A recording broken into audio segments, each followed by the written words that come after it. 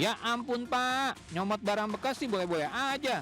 Tapi tolong Pak, itu kenapa sepedanya malah dibawa juga? Ada. Dengan pedenya, si Bapak itu membawa sepeda yang jelas-jelas ada pemiliknya Cekiders. Walah Pak, ditunggu ya itikat baiknya buat balikin itu sepeda.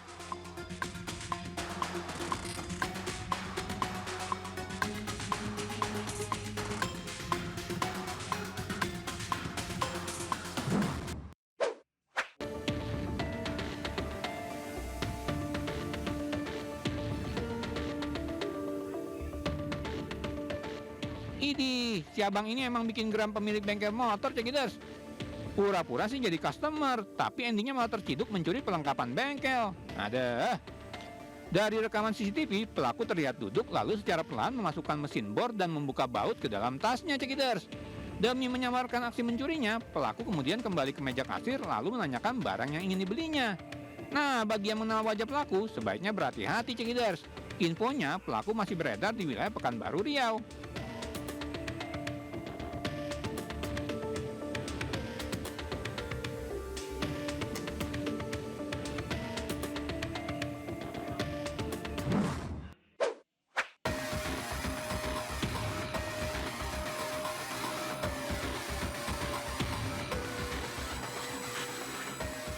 Jiwa maling sepertinya sudah mendarah daging nih bagi kedua pelaku Cekiders.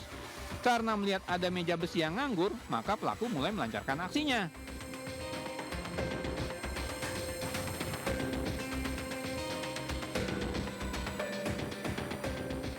Pelan tapi pasti, meja besi yang berada di depan kantor komplek Peninsula Pekanbaru ini berhasil digotong pelaku tanpa disadari pemiliknya.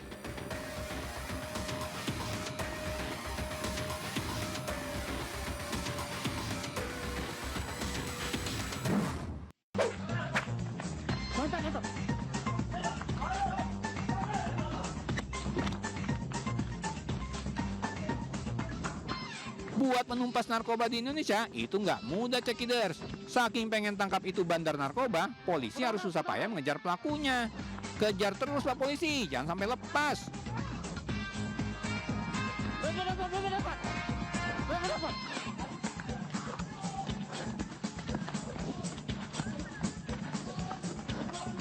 Lokasi kejar-kejaran bandar narkoba ini terjadi di wilayah Kabupaten Lawas Utara, Sumatera Utara.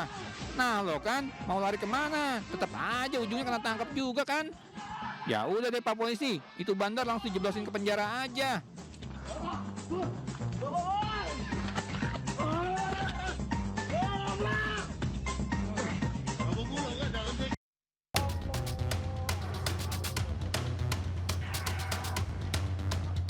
Video amatir merekam detik-detik pasca kecelakaan maut di depan kantor imigrasi Jalan Medan Siantar KM 11 pada Senin sore. Kecelakaan melibatkan satu unit bus jurusan Pematang Siantar Medan dengan satu pengendara sepeda motor. Pengendara motor yang berseragam dinas TNI tewas di lokasi akibat terseret bus. Kecelakaan terjadi diduga akibat pengendara motor hilang kendali karena jalan yang licin karena hujan. Korban terjatuh dari motornya dan langsung tertabrak bus. Evakuasi korban oleh petugas dengan dibantu warga sempat terkendala karena posisi jasad yang terjepit di antara ban dan kolong bus. Usai dievakuasi, jasad korban selanjutnya dibawa instalasi jenazah RSUD Pematang Siantar untuk keperluan autopsi. Dari Pematang Siantar, Sumatera Utara, Darma Setiawan, iNews melaporkan.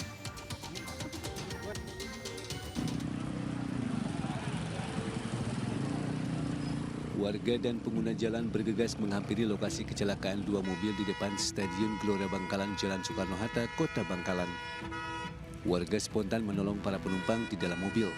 Seluruh 4 orang penumpang mobil selamat dan hanya mengalami luka ringan akibat terkena pecahan kaca mobil. Menurut keterangan warga, kecelakaan berawal saat mobil berwarna putih menepi ke pinggir jalan di depan sebuah bank. Namun mobil tiba-tiba diseruduk dari belakang oleh mobil lainnya yang dikendarai seorang wanita berinisial W. Diduga W mengemudi dalam kondisi mengantuk sehingga tidak menyadari mobil oleng ke kiri dan menghantam mobil putih yang sedang parkir di tepi jalan. Kerasnya benturan membuat mobil putih terpental hingga menabrak pohon. Kasus kecelakaan lalu lintas ini masih dalam penanganan pihak Satlantas Polres Bangkalan.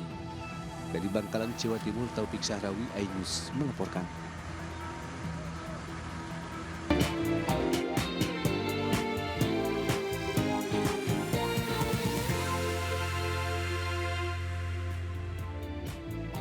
Selamat pagi pemirsa, informasi tadi dan juga informasi baik dari dalam maupun juga mancanegara akan kami hadirkan pagi hari ini dalam Buletin Anius Pagi. Bersama saya Fani Maniar, Anda menyaksikan Buletin Anius Pagi selengkapnya.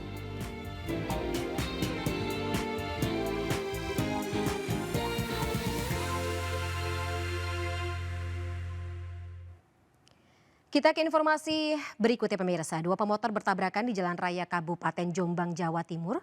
Kedua pemotor tersebut langsung terlempar dan tergeletak di tengah jalan. Dugaan sementara kecelakaan ini terjadi akibat salah satu dari pengendara motor menerobos lampu merah.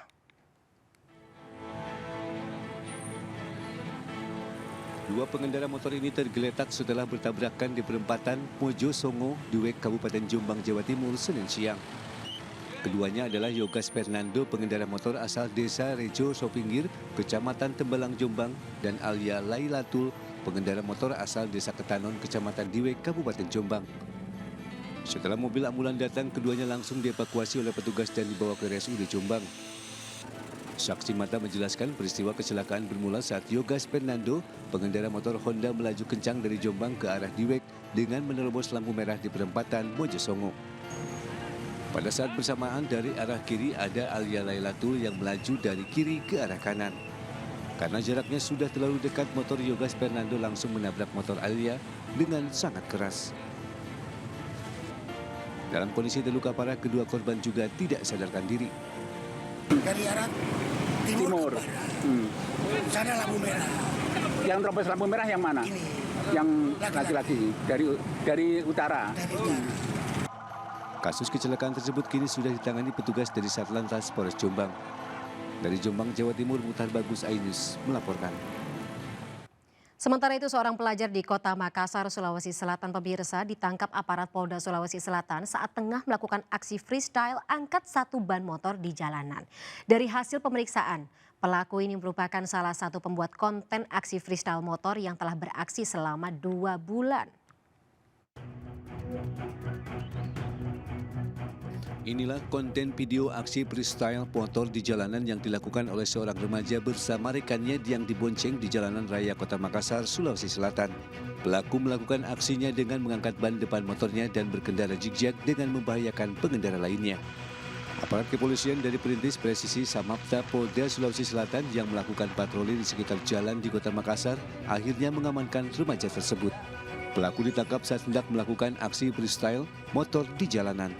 Saat dilakukan pengecekan dan interogasi, pelaku pun mengakui perbuatannya dan pembuat konten video freestyle motor itu. Komandan Perintis Presisi Samapta Polda Sulawesi Selatan AKP Ajpada mengakui telah membuat dan mengunggah aksi freestyle motor ke media sosial untuk terkenal dan menjadi hiburan. Sangat kita sayangkan karena yang bersangkutan masih duduk di kelas 2 sekolah menengah ke atas. Dan kami himbau kepada orang tua yang mana anaknya menggunakan kendaraan agar selalu diawasi, agar tidak melakukan pelanggaran lalu lintas di jalan raya khususnya yang meresahkan masyarakat dan membahayakan dirinya sendiri seperti kegiatan freestyle dan balap liar. Kini pelaku beserta barang bukti sepeda motor langsung diserahkan ke Satuan Lalu Lintas Polrestabes Makassar. Dari Kota Makassar, Sulawesi Selatan, Muhammad Durboni Ainus melaporkan. Ya, pemirsa, aparat Polda Sumatera Utara membongkar praktik pencurian arus listrik yang digunakan untuk aktivitas penambangan Bitcoin atau uang digital. Pencurian ini merugikan negara sebesar 14,4 miliar rupiah.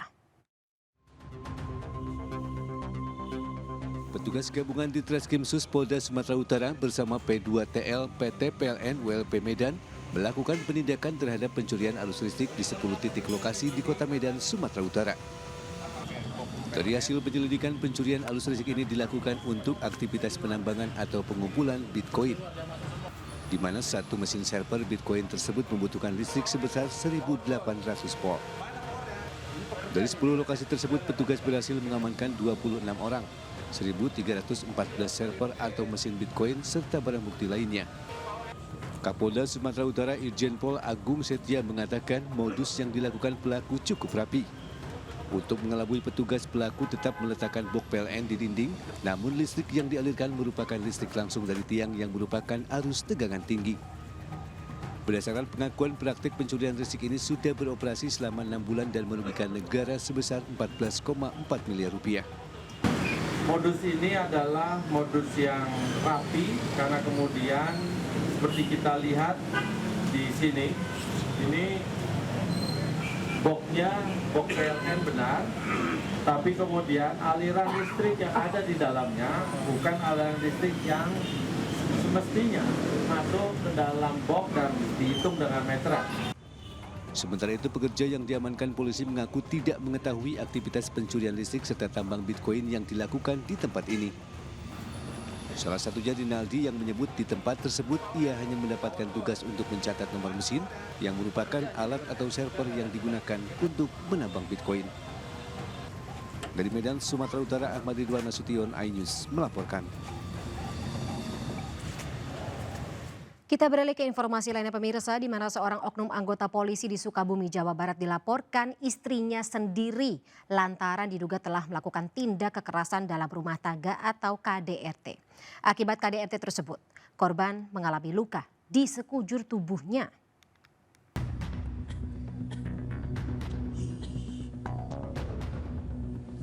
Korban melaporkan suaminya yang merupakan anggota polisi Brib KSR ke Satreskrim Polres Sukabumi Kota.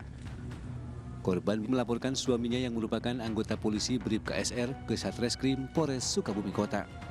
Sang suami diduga telah melakukan tindak kekerasan kepada istrinya.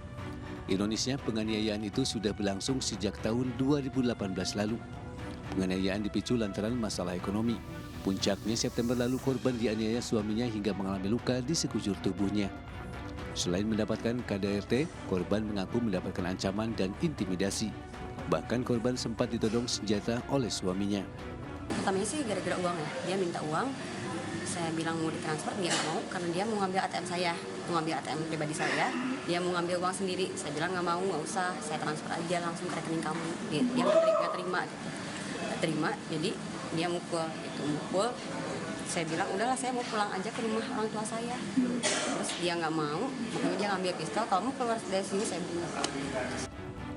Kejadian tersebut dibenarkan Wakapolres Sukabumi Kota dan telah menerima laporan dari korban. Bahkan oknum anggota tersebut mengakui telah melakukan KDRT kepada istrinya. Saya sudah panggil dan dia juga menyampaikan benar bahwa dia melakukan kekerasan, dan untuk prosesnya kita akan proses sesuai dengan aturan yang berlaku. Saat ini Brib KSR masih menjalani pemeriksaan oleh Propam Polres Sukabumi Kota. Jika terbukti melakukan kekerasan, Brib KSR akan mendapatkan sanksi sesuai dengan aturan yang berlaku. Dari Sukabumi, Jawa Barat, Budi Setiawan, iNews melaporkan. Seorang sekuriti di kantor Basarnas Mamuju, Sulawesi Barat, pemirsa, menikam rekan kerjanya sendiri hingga meninggal dunia. Pelaku yang melarikan diri ini berhasil ditangkap di Kabupaten Mamuju Tengah.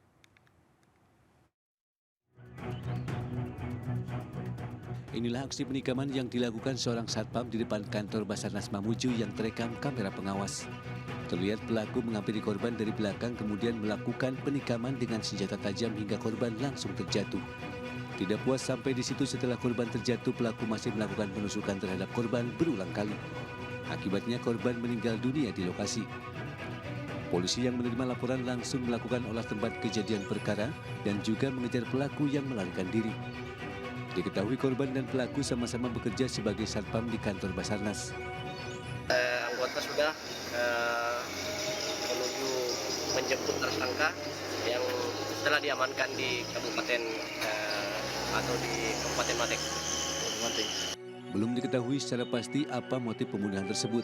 Polisi masih melakukan penyelidikan termasuk memeriksa saksi dan pelaku. Saat ini pelaku sudah ditangkap dan diamankan di kantor Polresta Mamuju usai dilakukan pengejaran ke Kabupaten Mamuju Tengah. Dari Mamuju, Sulawesi Barat, Predi Christian, iNews melaporkan. Ya pemirsa, setelah buron selama 2 pekan, Ustadz pimpinan sebuah pondok pesantren di Purwakarta, Jawa Barat yang mencabuli 15 santriwatinya dibekuk polisi. Pelaku buron setelah rumahnya yang sekaligus TKP pencabulan dirusak warga yang geram dengan perbuatan pelaku. Inilah Ustadz atau guru ngaji pimpinan pondok pesantren di Desa Salem, Pondok Salam, Purwakarta yang diduga menyetubuhi dan mencabuli 15 santriwatinya. Pria berinisial OS 46 tahun ini ditangkap setelah petugas Resmob Satreskrim Polres Purwakarta menerima informasi dari masyarakat. Pelaku dibekuk saat bersembunyi di sebuah gubuk di areal kebun sekitar kampungnya. Selain menangkap pelaku, petugas juga menyita barang bukti, diantaranya selimut dan pakaian yang dikenakan korban saat dicabuli pelaku. Pelaku terpaksa kabur karena takut diamuk warga yang geram dan merusak rumah pelaku 2 pekan lalu. Kasus ini terungkap ketika seorang korban menceritakan perbuatan bejat pelaku kepada orang tuanya. Kerabat korban dan warga geram kemudian mengamuk dan merusak rumah pelaku. Berdasarkan hasil pemeriksaan, jumlah korban 15 orang, 4 diantaranya disetubuhi dan 11 dicabuli. Motifnya pelaku minta dipijat korban di sela-sela belajar mengaji dan diiming-imingi akan mendapatkan ilmu tinggi. Dari 15 ini, 4 anak sebagai korban persetubuhan dan 11 anak sebagai korban perbuatan cabul. Perbuatan ini dilakukan oleh tersangka sejak tahun 2019 sampai dengan 2023 saat dilaporkan. Maksimal 15 tahun penjara atau bisa ditambah sepertiga dari hukuman pokok. Atas perbuatannya pelaku terancam hukuman paling lama 15 tahun penjara.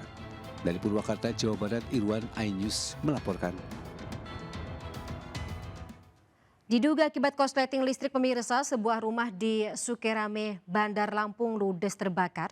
Meski tidak ada korban jiwa, kerugian ditaksir mencapai ratusan juta rupiah.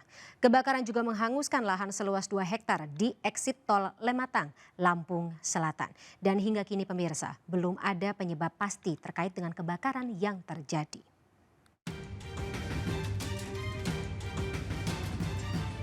Kobaran api dengan cepat menghanguskan rumah milik Junaidi Sudrajat, warga perumahan Korpri, Sukareme, Bandar Lampung.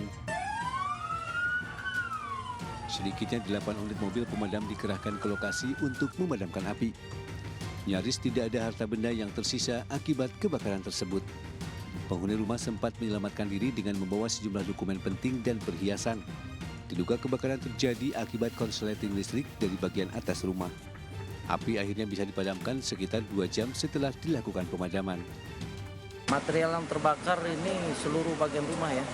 Ya tidak bisa kita perkirakan satu persatu ya. Karena memang sudah tidak bisa kita lihat satu persatu lagi karena kondisi gelap dan tertimpa oleh runtuhan bangunan. Kebakaran besar juga terjadi di lahan seluas 2 hektar tepat di pintu keluar Lematang, Jalan Tol Trans Sumatera, Tanjung Bintang, Lampung Selatan. Petugas pemadam kebakaran Kabupaten Lampung Selatan dikerahkan untuk memadamkan api liar yang terus meluas. Api akhirnya bisa dipadamkan 1 jam kemudian. Hingga kini belum diketahui pasti penyebab kebakaran tersebut. Dari Bandar Lampung dan Lampung Selatan, Andres Apandi, Heri Pulistiawan, iNews melaporkan. Kita beralih ke informasi lainnya pemirsa, korban tewas akibat ledakan tungku smelter PT Indonesia Tsingshan Stainless Steel di Morowali, Sulawesi Tengah bertambah menjadi 3 orang. Dengan bertambahnya 3 orang, total korban tewas menjadi 16 orang. Ketiga korban tewas tersebut sebelumnya sempat dirawat di RSUD Morowali akibat luka berat yang dideritanya. Sementara itu pemirsa, sejumlah jenazah korban ledakan juga telah dipulangkan ke kampung halaman masing-masing. Isak tangis keluarga menyambut kedatangan 2 korban tewas ledakan tungku smelter di Morowali asal Kabupaten Muna tiba di kampung halaman Senin siang. Kedua korban masing-masing atas nama Taufik dan Abdul Mursalin. Pengiriman jenazah kedua korban dilakukan oleh pihak perusahaan dan seluruh biaya hingga ke rumah keluarga menjadi tanggungan manajemen. Ya tentu harapan keluarga itu yang mudah-mudahan jangan lagi terjadi. Kemudian pihak perusahaan bagaimana kemudian mungkin ada hal yang perlu diperbaiki, bertanggung jawab baik yang sudah terjadi ini, kemudian tanggung jawab bagaimana ke depannya jangan lagi terjadi yang seperti ini. Sementara 1 korban tewas lainnya atas nama Wahyudi dipulangkan ke rumah keluarganya di Palu. Setelah jenazah korban teridentifikasi, pihak perusahaan langsung menghubungi keluarga dan memulangkan jenazah untuk dimakamkan oleh keluarga. Pihak perusahaan akan bertanggung jawab dengan memberikan santunan dan bantuan kepada ahli waris. Sebanyak 13 pekerja meninggal dunia dalam insiden ledakan tungku smelter pabrik nikel di Morowali, Sulawesi Tengah pada hari Minggu lalu. Dari 13 korban tewas, 4 diantaranya merupakan warga negara Cina. Tim Liputan iNews melaporkan. Pemirsa, sejumlah kendaraan roda 2 mogok usai terendam banjir akibat sistem drainase yang buruk di Jalan Ceger Raya, Tangerang Selatan, Banten. Sementara di Kota Dumai, Riau, puluhan rumah dikepung banjir setinggi 1 meter. Banjir juga menggenangi sejumlah ruas jalan protokol.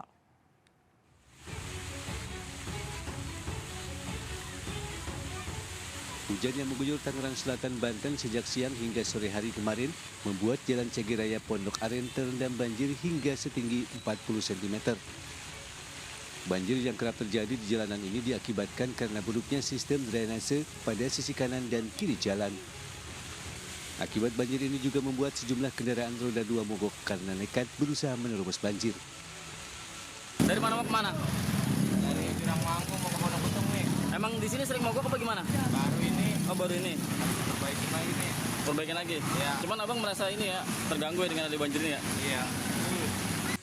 Sementara itu akibat banjir ini membuat ruas Jalan Ceger Raya mengalami kemacetan panjang dari arah Pondok Betung menuju Pondok Aren maupun arah sebaliknya. Sementara di Kota Dumai, Riau, pemukiman warga dikepung banjir setinggi 1 meter. Selain itu, banjir juga mengenangi sejumlah ruas jalan protokol sehingga membuat warga pengendara terpaksa memperlambat laju mobilnya karena takut mogok. Diduga selain guyuran hujan, banjir juga diakibatkan karena pasang air laut serta diperparah lagi buruknya atau tak berfungsinya drainase. Jadi kalau harapan kami ya mudah-mudahan pemerintah tepat lah ya, kalau bisa agak memantau ke sini karena kondisinya ini hujan ini udah kayak gini nih, apalagi di sebelah Jalan Cibaya sana itu lebih dalam lagi. iNews melaporkan. Pemirsa, libur peringatan Hari Natal tahun 2023 dimanfaatkan masyarakat untuk berwisata. Tapi akibatnya jalur lalu lintas ke sejumlah lokasi wisata favorit pun mengalami kemacetan parah. Seperti yang terjadi di kawasan Gunung Bromo, Jawa Timur dan kawasan wisata Lembang, Jawa Barat.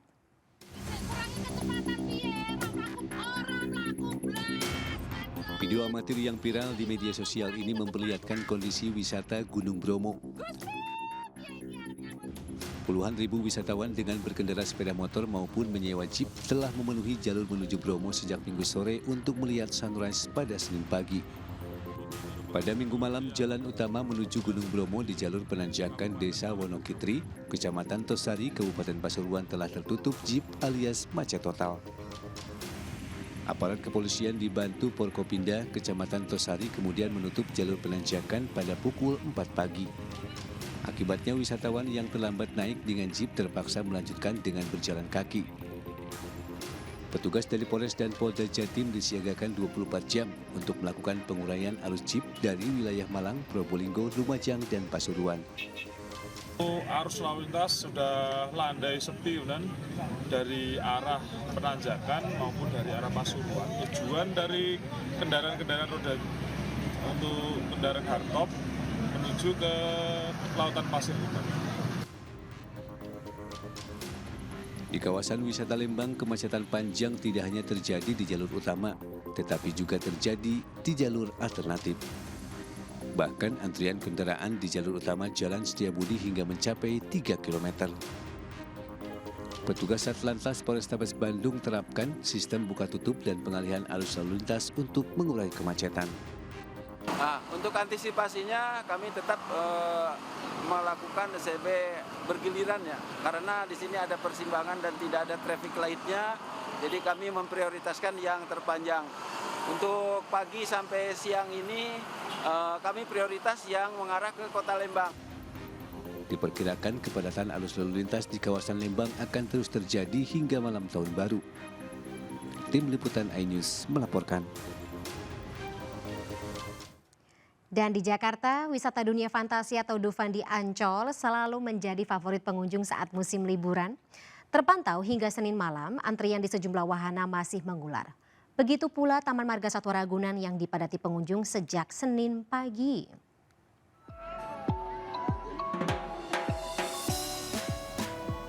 Selama masa liburan Natal hingga malam tahun baru, wisata dunia fantasi Ancol buka lebih lama dari biasanya. Terpantau hingga Senin malam, Dufan masih ramai oleh pengunjung. Meski telah malam, antrian wahana seperti kora-kora dan biang lala masih saja mengular. pengunjung tetap sabar menunggu giliran untuk bermain di wahana favorit tersebut. Tidak hanya dari Jakarta, pengunjung Tuban juga datang dari luar kota. Selain kawasan wisata Ancol, lokasi lain yang menjadi incaran wisatawan adalah Taman Marga Satwa Ragunan. Bahkan pengunjung Ragunan telah padat sejak Ragunan dibuka pada jam 6:30 pagi. Area satwa gajah dan jerapah masih menjadi spot favorit pengunjung yang datang bersama keluarga. Spot-spot favorit itu kalau tadi saya pantau di lapangan itu di lokasi kandang jerapah, kemudian lokasi pelikan, kandang gajah, terus harimau. Bersiap-siap membawa perlengkapan fasilitas hujan seperti payung ataupun jas hujan. Manakala hujan turun tiba-tiba kita udah prepare ya, udah ready. Dan kalaupun pengen berteduh, kita juga siapkan tempat-tempat berteduh seperti ini, shelter yang panjang. Pada hari Minggu lalu tercatat 88.000 pengunjung memadati kawasan Taman Marga Satwa Ragunan. Jumlah wisatawan diprediksi akan terus bertambah dan puncaknya akan terjadi pada momen tahun baru 2023 mendatang. Tim Liputan iNews melaporkan.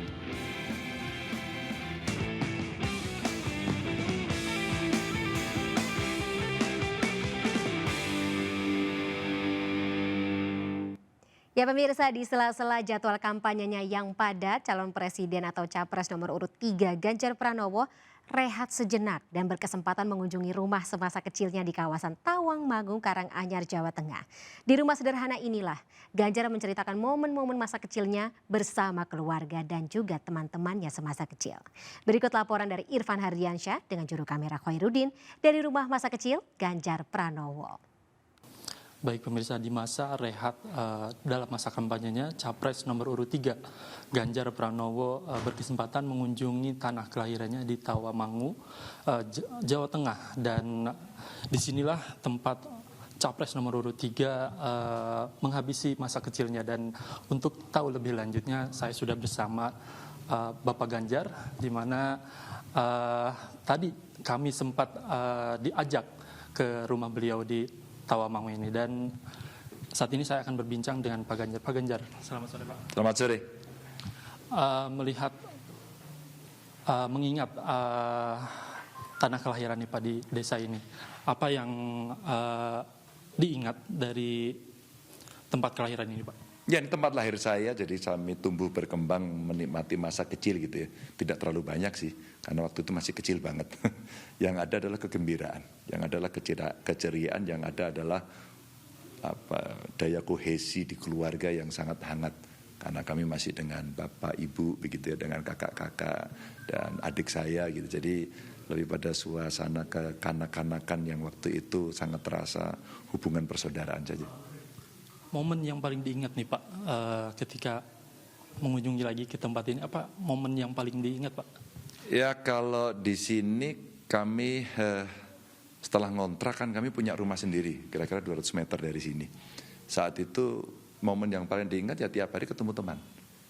Mandi di kali, main kelereng ya, terus kemudian belajar bersama, main bola di sini tuh momen-momen masa kecil waktu kami bersama kawan-kawan, dan beberapa di antaranya teman-teman kami masih ada, sehingga biasanya kalau saya datang begini mereka pada jumpa dan cerita-cerita masa lalu kayak reuni, menceritakan itu, dan ya berbincang, kadang-kadang bercanda begitu ya. Itu yang selalu menarik.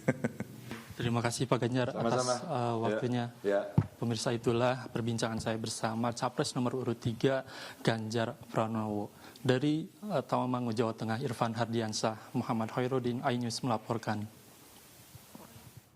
Sementara itu, Capres nomor urut 1 Anies Baswedan berziarah ke makam Kiai Haji Bisri Mustafa atau Mbah Bisri di kawasan Kabongan Kidul, Rembang, Jawa Tengah. Sedangkan Cawapres nomor urut 2 Gibran Rakabuming Raka pemirsa menghadiri ibadat Natal di DPD Partai Golkar Sulawesi Utara.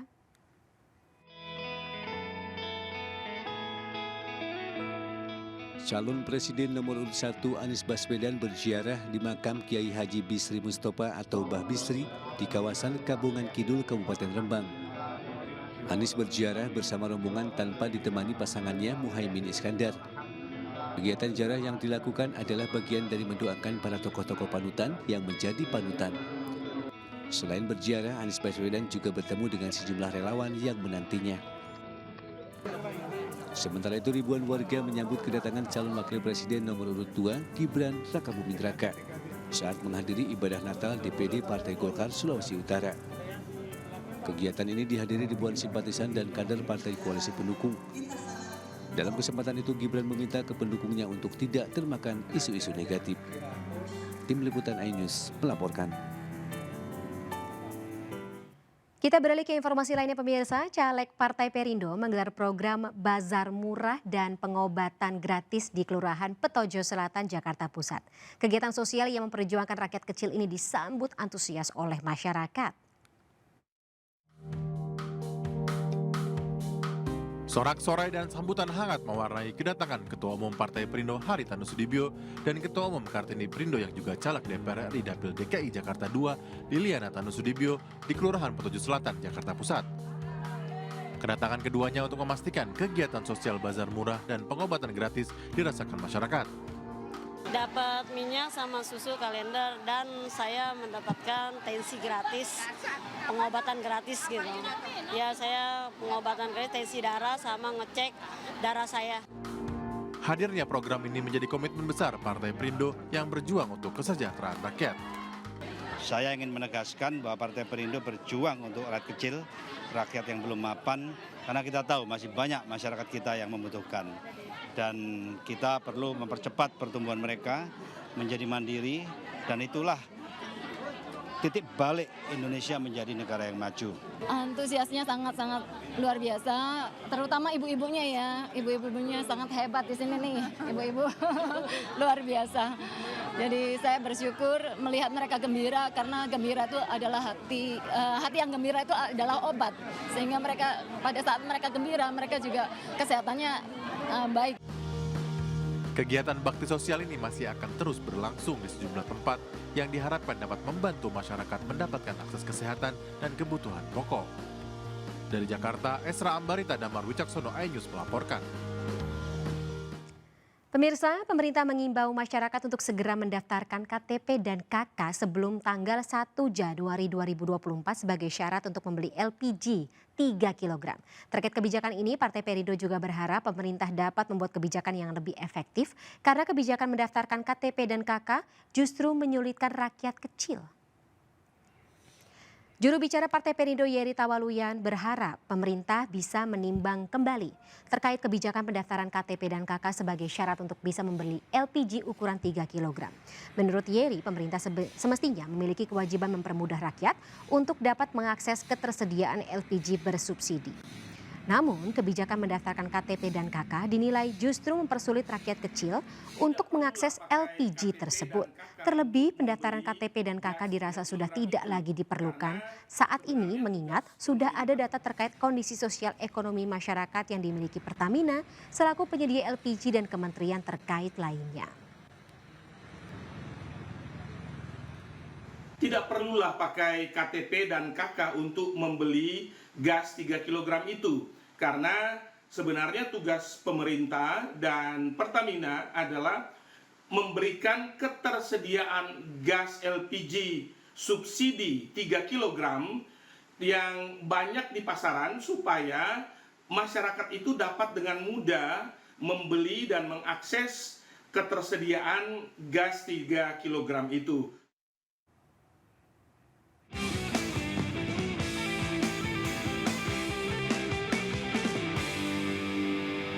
Kita ke informasi lainnya pemirsa, MNC Group melalui PT MNC Vision Network Tbk bekerja sama dengan Ansat Broadcast telah secara resmi meluncurkan OK Vision di Malaysia. Sebuah televisi berbasis pelanggan dan layanan distribusi konten ini akan menjadi rajanya sinetron dan dapat menghadirkan warna baru bagi industri hiburan di Malaysia.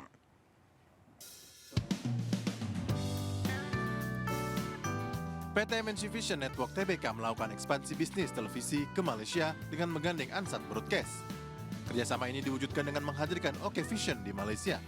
Televisi berbasis pelanggan dan layanan distribusi konten ini akan hadir dengan 35 channel yang mencakup saluran Malaysia dan internasional yang dikelola oleh MNC Group. Bukan hanya kepada rakyat Malaysia untuk menonton konten, sinetron dan berbagai karya kreatif yang baru dari Indonesia, tapi kita harap juga membuka ruang kepada karya-karya dari Malaysia untuk juga kita tonton di Indonesia. Masyarakat Malaysia dapat merasakan serunya konten OK Vision melalui layanan direct to home dengan menggunakan perangkat OK 1000 yang terhubung ke antena satelit KU Band.